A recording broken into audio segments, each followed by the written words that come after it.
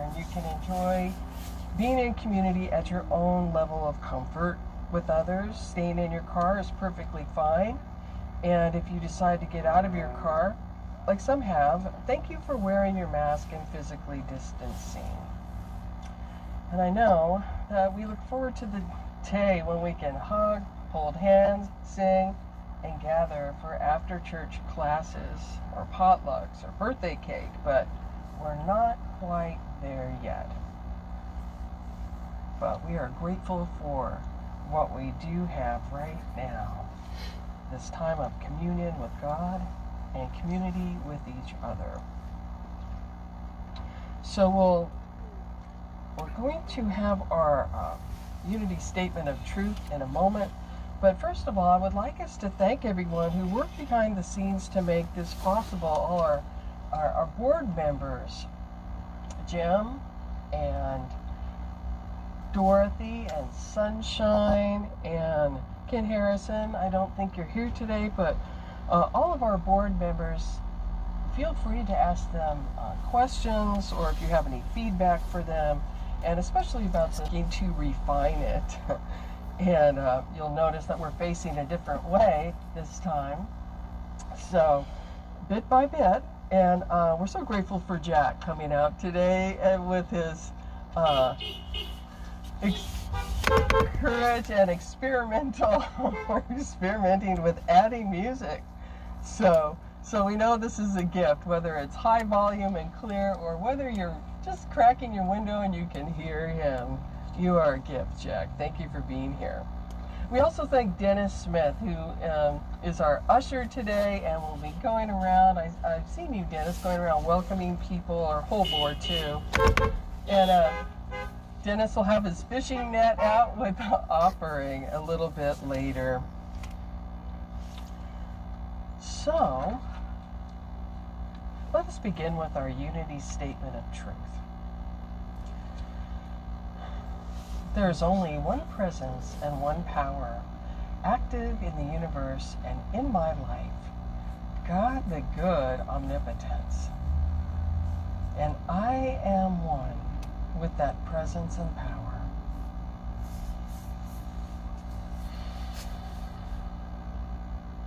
Relaxing even more now, let us affirm this again. There is only one presence and one power, active in the universe and in my life, God the good omnipotence. And I am one with that presence and power.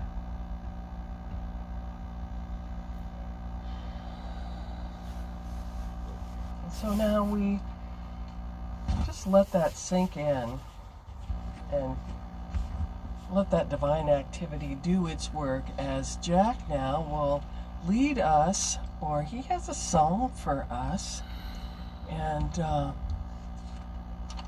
I'll let him share what that is for you today.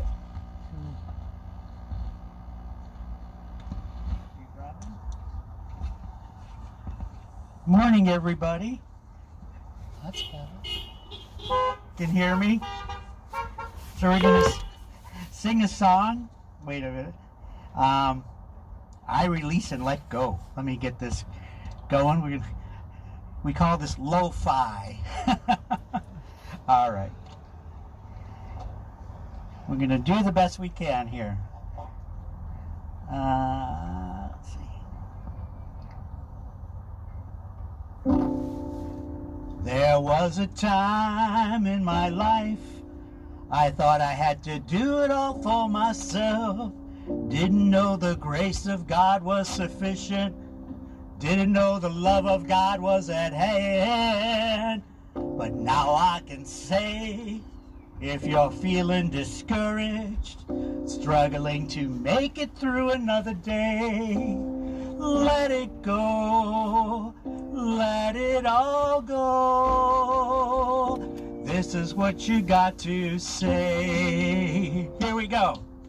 I release and I let go. I let the Spirit run my life, and my heart is open wide. Yes, I'm only here for God. No more worries, no more strife. With my faith I see the light. I am free in the Spirit. Yes, I'm only here for God. Yes, I release and I let go. I let the Spirit run my life. And my heart is open wide. Yes, I'm only here for God. No more struggle, no more strife.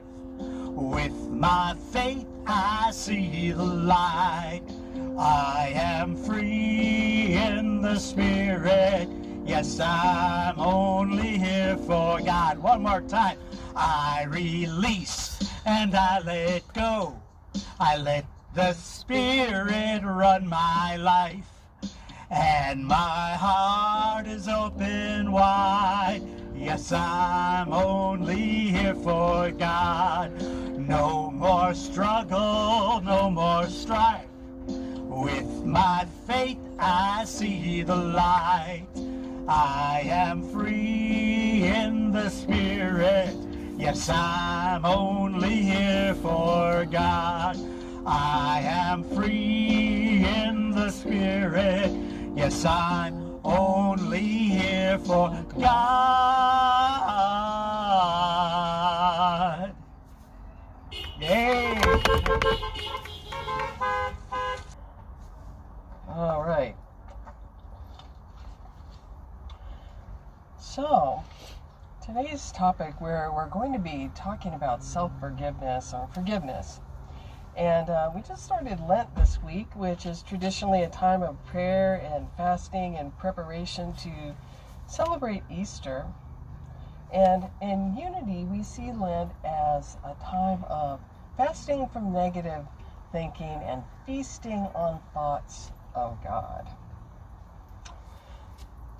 So, while love may make the world go round, love definitely makes the ride worthwhile. So we're on a spiritual journey, which is one of the heart, choosing to respond with love again and again, no matter what is going on in our personal lives or in the world, right? We remember it's a day-by-day choice, sometimes moment-by-moment choice.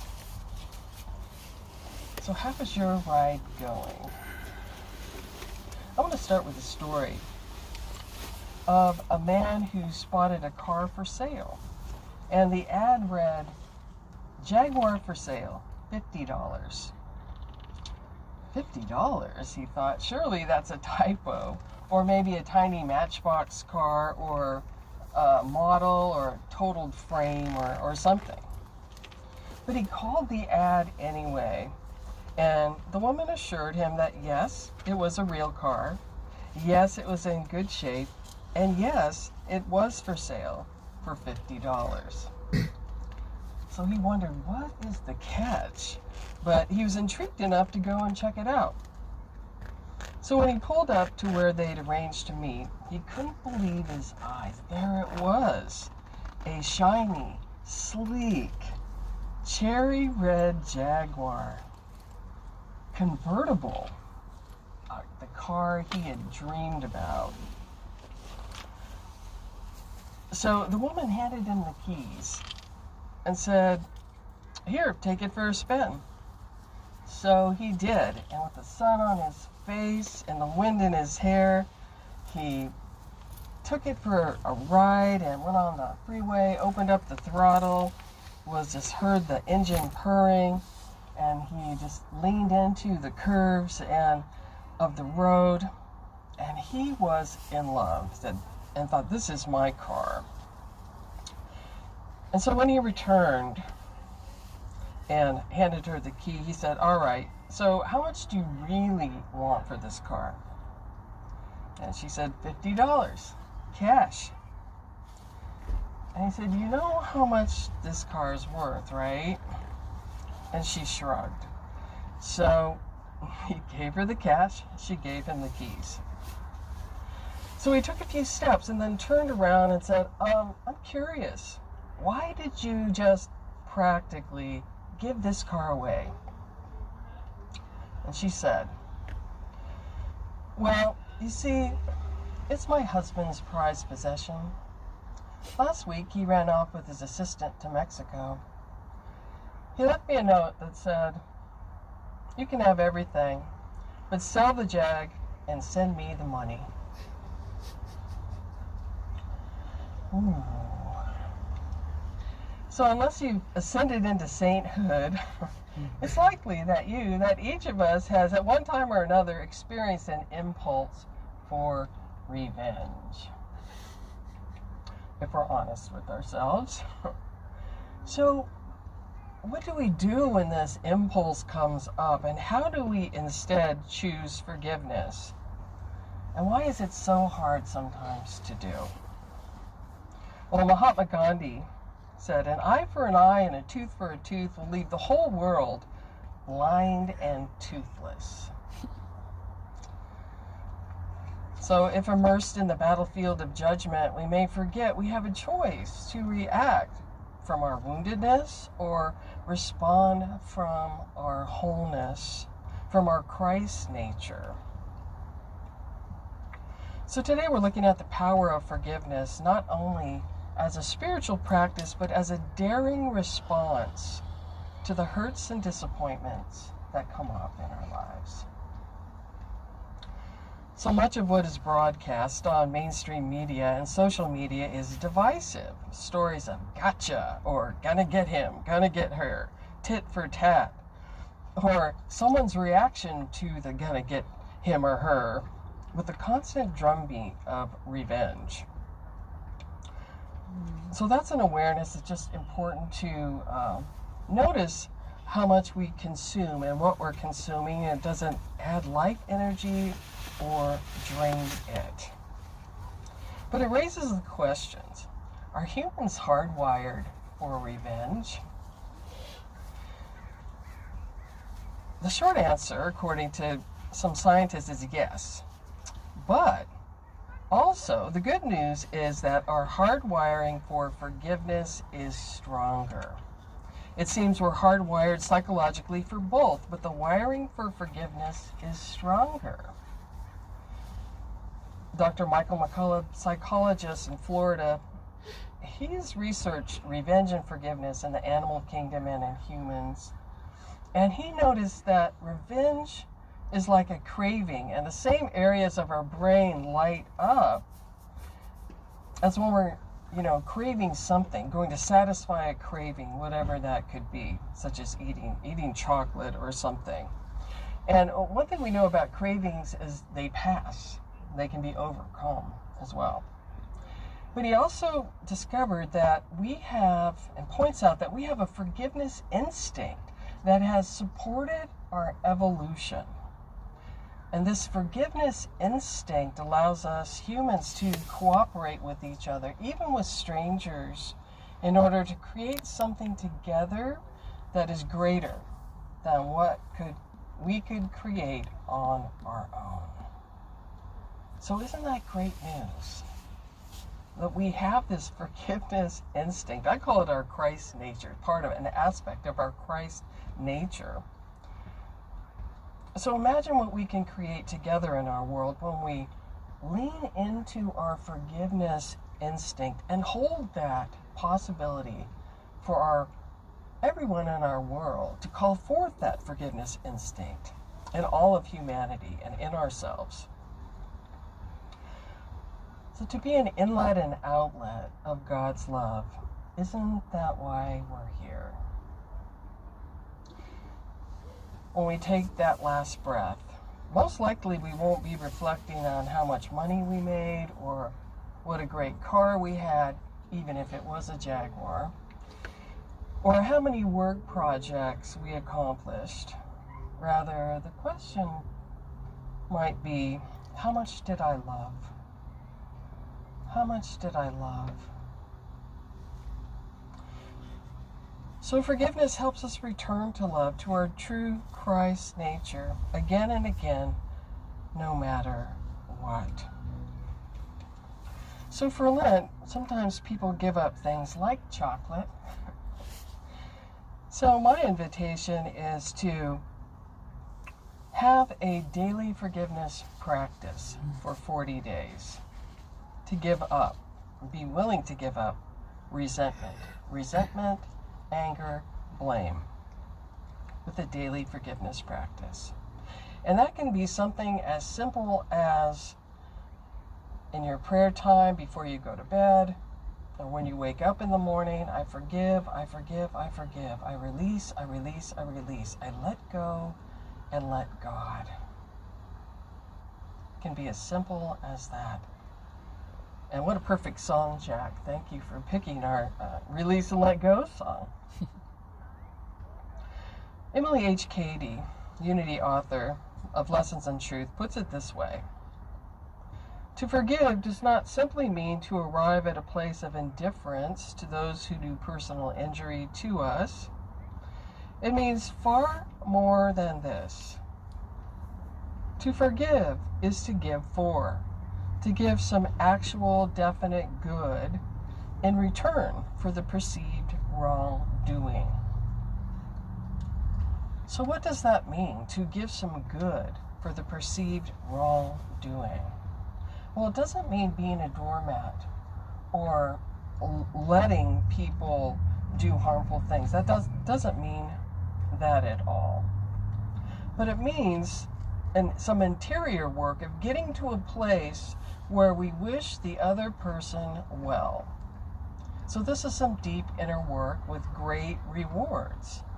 And if you've ever taken a prosperity class, you know that forgiveness is a key element, because if you feel stuck in any way, especially with money or relationships, health issues, something chronic, the best way to get the energy of God circulating again, the energy of good circulating again, is to do some forgiveness work, which frees up our life energy. Because it takes a lot of energy to hold on to past hurts, doesn't it?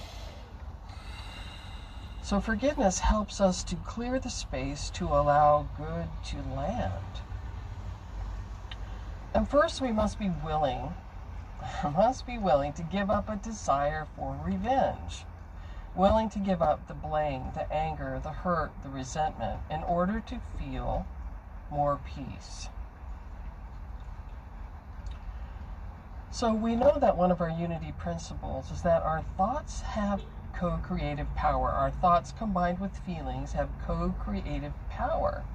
So if we're dwelling in anger and resentment, what do we get more of? More of that. If we're dwelling in blessing, in gratitude, what do we get more of? More of that. That being said, there is a time for processing emotions when things come up. That's very healthy to do that.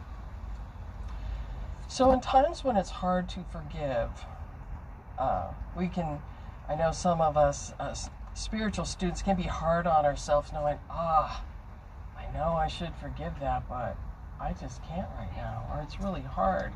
And then we just get down on ourselves for not being able to do it. So my suggestion, if you find yourself in that situation, is to be willing.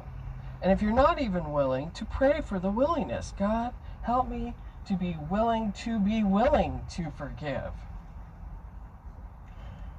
Another thing we can affirm is, I am a forgiving person. So knowing that we have that forgiving instinct, and we can call it forth. I call forth my forgiveness instinct. I think we can affirm that right now, because forgiveness is a sign of strength. That's our theme for the month. Our unity theme for the month is strength. So our affirmation is, I express the strength and vitality of God. I call forth my forgiveness instinct. I'll say that again and ask you to repeat it if you choose. I express the strength and vitality of God. I call forth my forgiveness instinct. Let's do that again. I express the strength and vitality of God. I call forth my forgiveness instinct. Once more. I express the strength and vitality of God. I call forth my forgiveness instinct.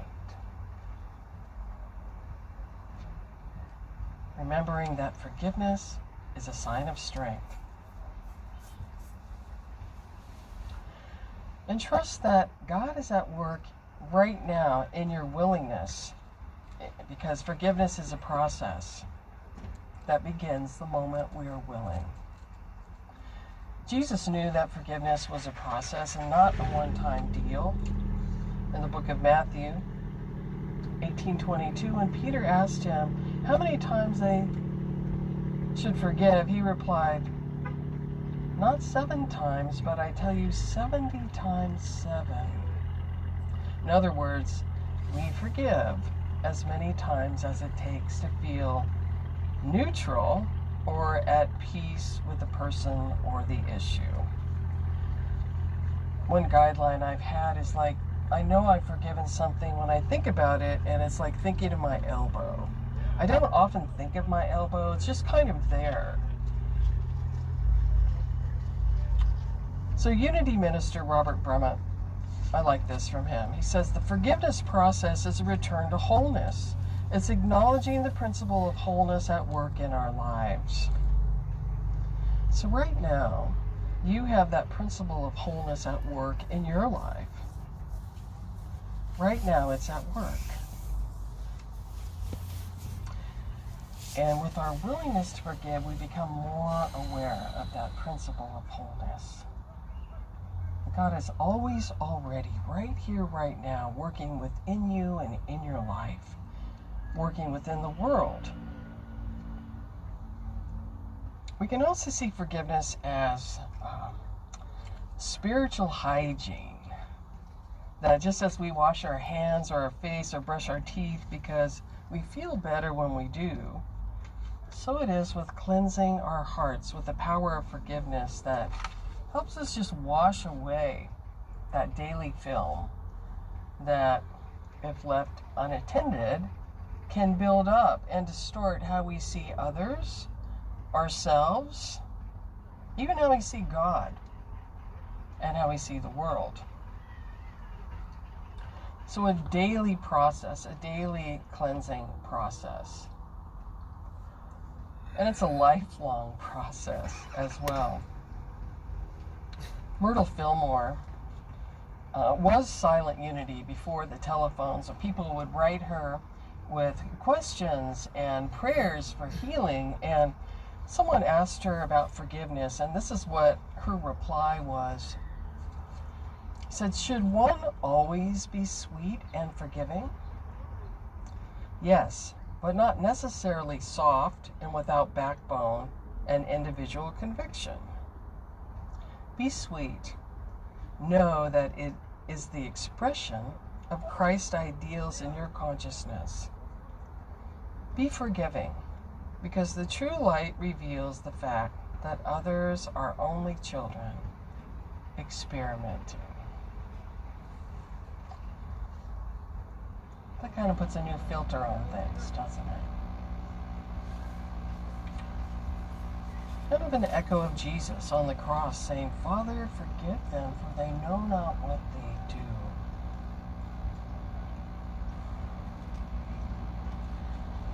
Forgiveness is love's daring response. To trust the power of love, to trust the power of God, to put things in order, divine right order. So an important part of forgiveness is to include ourselves. I like this quote from Curtis Enfield. We all make mistakes, don't we? But if you can't forgive yourself, you'll always be in exile in your own life.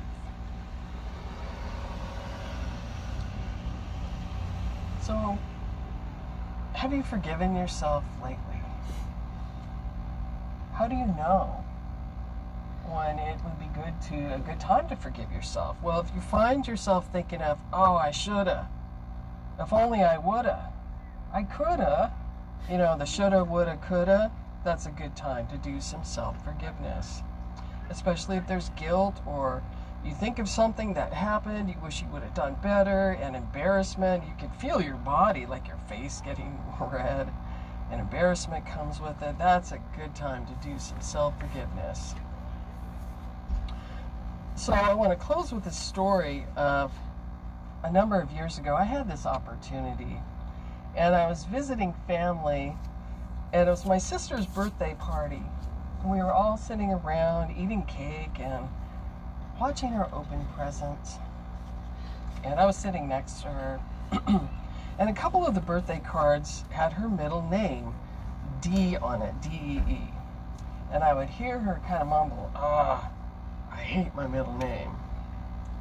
So after a couple, I asked her, why do you hate your middle name so much?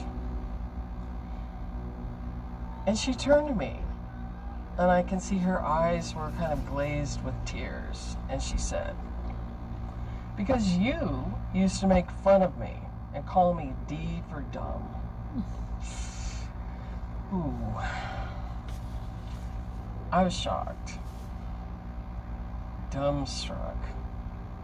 I felt awful. I didn't remember doing that. That was 45 years ago, but it was still bothering her.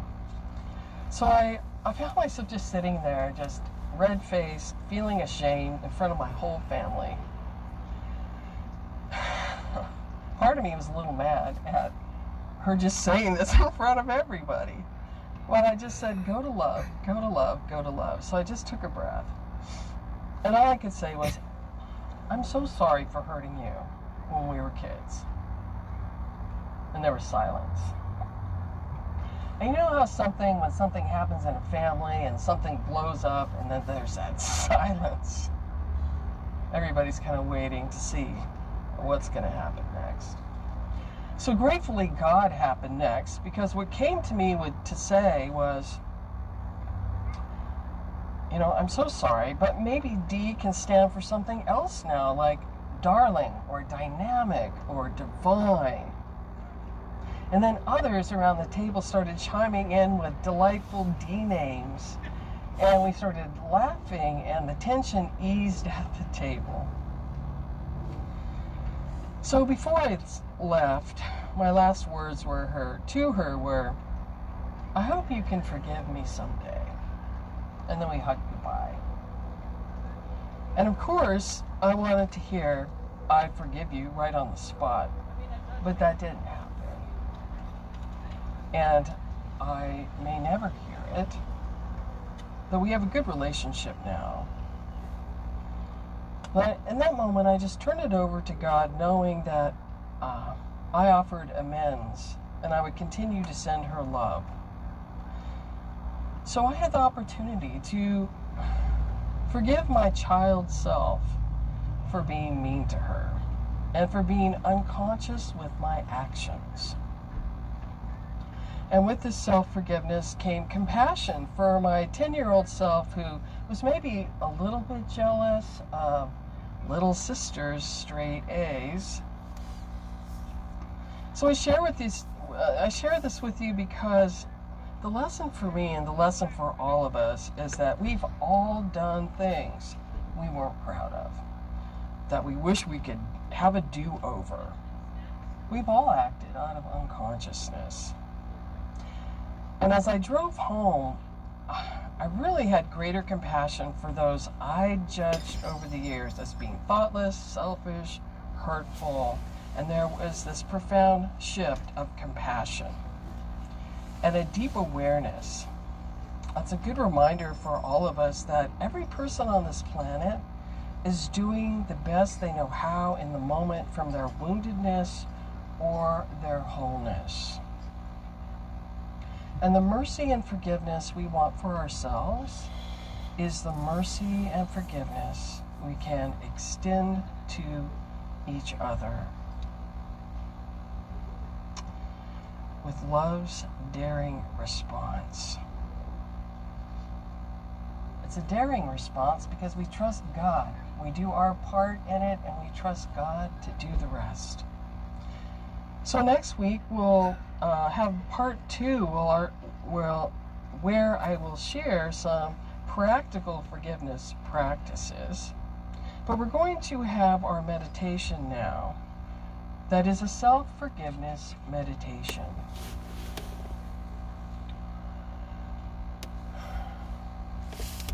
So I just invite you, if you feel comfortable closing your eyes or having your gaze be very soft, to take some nice deep breaths.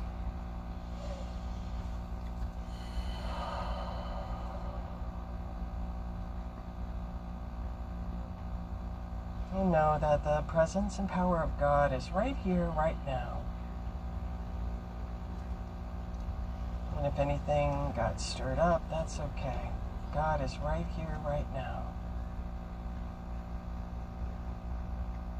And we allow the blessings of the day to be active. And so you may wish to put a hand on your heart and notice your heartbeat, which is the gift of life and radiant wholeness that you are. In the safe place to let go and let God be God in you. And if you are willing to let some things go, I invite you to let this meditation be a cleansing experience, and let my words be the words of your own heart.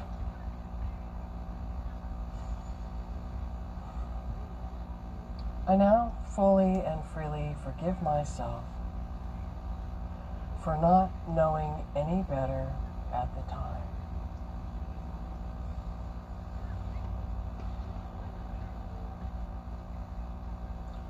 I now fully and freely forgive myself for any pain I feel I've caused.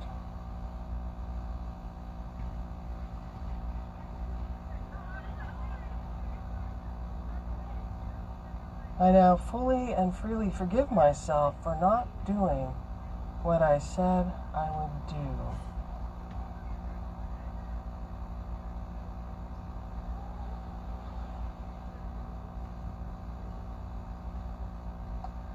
I now fully and freely forgive myself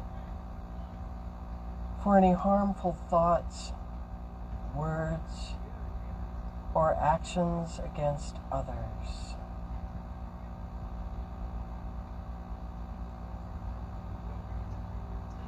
I now fully and freely forgive myself for any harmful thoughts, words, or actions against myself.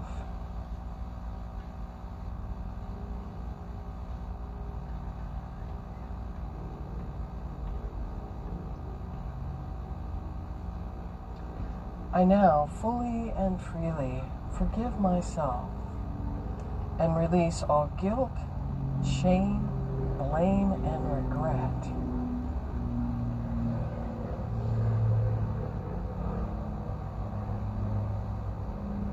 I forgive and I am forgiven immediately, completely, and in all directions of time.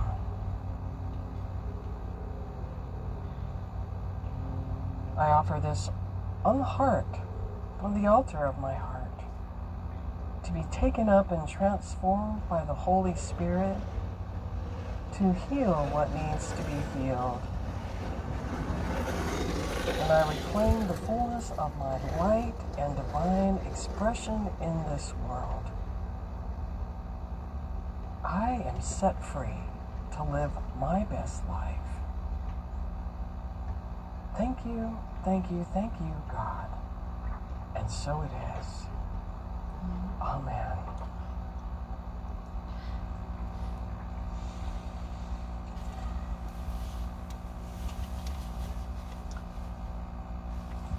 Now we'll have a song from Jack, and after our song, we'll have our love offering.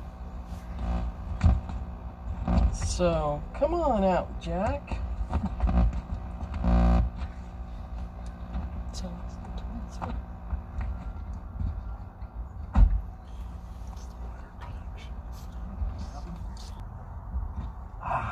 It's a beautiful meditation, and I got a song that we could all sing along with. I'm sure we're all familiar with it.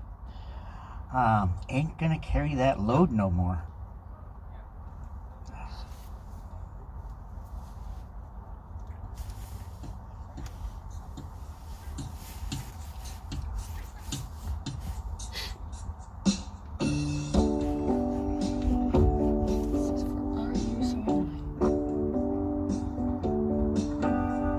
I ain't gonna carry that load no more. I ain't gonna carry that load.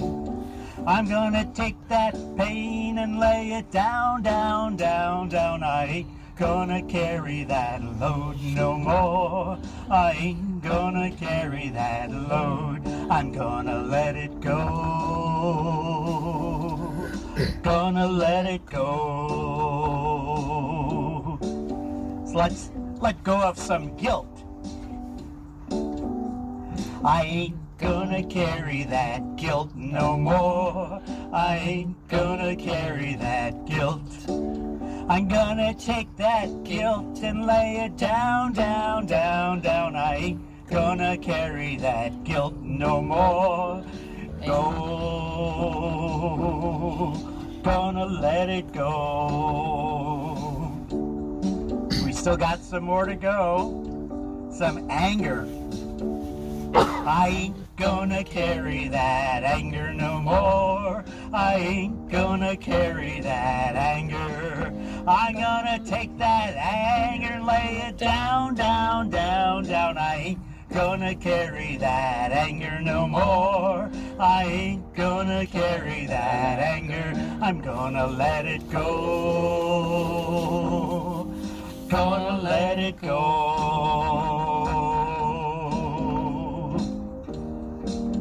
How about some blame? I ain't gonna carry that blame no more. I ain't gonna carry that blame. I'm gonna take that blame and lay it down, down, down, down. I ain't gonna carry that blame no more. I ain't gonna carry that blame. I'm gonna let it go. Gonna let it go. I think I got one more here. I ain't gonna carry that load no more. I ain't gonna carry that load.